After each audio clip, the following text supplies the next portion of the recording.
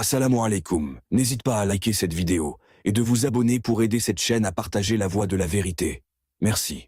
am na ci saxaaba yi koo xam ne liñ doon sëf giléem yi moom lañ ko doon sëf ci ay ton muy dem ak moom subhanallah kooku mooy kan ak naka la mbir moom mën a demee kooku la ñuy wax Mihraan wala nga ne Tuxmaan moom nag ku bari woon ay tur la jaamub ummu salama la woon suñu yaay ummu salama di soxna si yonent bi alayhi salaatu wasalaam ummu salama keroog ba mu ko gorelee dafa sartante ak moom bokk na ci condition yi mu ko tegal pour mu goreel ko mooy su ma la gorelee ba noppi da ngay nekk ci ron yonent bi di ko liggéeyal di dox ci ay soxlaam moom Mihraan wala Tuxmaan moom mu daal di nangu mbir mi keroog ba mu tuubee nag mu amal taxawaay yu am solo ci diine ji bokk na ci ñi nga xam ne ñoom ñoo solo wala boog moom moo solo xadis bi yonent bi di wax ni xilaafa gi sama ginnaaw fanweeri at lay doon bu fanweeri at yi matee lépp la ca tegu ay buur la waaye nekkatuñu xilaafa ay buur la yoo xam ne am nañu ca jubal am nañu ca dëngal te loolu moo dëppoog li Seydina Abu Bakarin toog xilaafa ba ci Seydina Ali ba ci juróom benn weer yi Xasan toog mooy fanweeri at yi yenent bi waxoon dafa am bés yenent bi alayhi salaatu wasalaam ak saxaaba yi nekk ci ab tukki naka lañ demee ba ci yoon wi bagage yi xaw a gis ci ñoom lool ndeysaan yenent bi alayhi salaatu wasalaam daa di ne Mihraan moomu tàllalal sa mbalaan moom Tuxmaan mu daal di tàllal mbalaanam yenent bi ne saxaaba yi indi leen seen bagage yi wàññi leen ko fii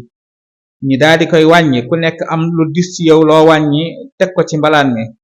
ndeysaan yenent bi ne ko ihmil fa innama anta safina yenent bi ne ko yenu ko yow kat ab gaal nga maanaam ak bato nga safina moomu bis boobu la tur bi soppeeku dootuñu ko waxati Mihraan ñu koy waxee safina waaye li ci yéeme mooy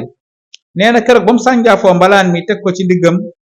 nee na buñ ko ci tegalaatoon lu toll noonu ci ak diisaay dina ko mën a yenu bu ñu boole woon lu ñaari giléem ba ñetti giléem mën a sëf wala lu ko ëpp moom mën na ko sëf ngir kàddu yenent bi ko yenent bi ne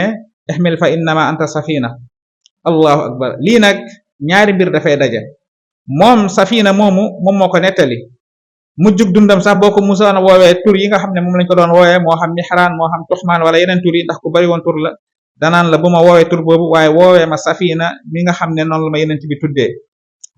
nee na ci bis boobu lépp luñ ko yen ci lu diis du ko yëg ngir kàddug yenent bi alayhi salaatu wasalaam nga jàngee ci dalaa'ilu nubuwa ci histoire bi nga xam ne yenent bi alayhi salaatu wasalaam lii bokk na ci liy tegtale ni ab yenent la benn baat la wax safina safina mën na sëf ay toni ton ngir barkeel di baatu yenent bi alayhi salaatu wasalaam barkeel moom safina mi cër wi la amoon jagle bi la ko yenent bi alayhi salaatu wasalaam defaloon yenent bi sallallahu alayhi wa sallam tabe na façon tabe goo xam ne foo ko natti weesu na ko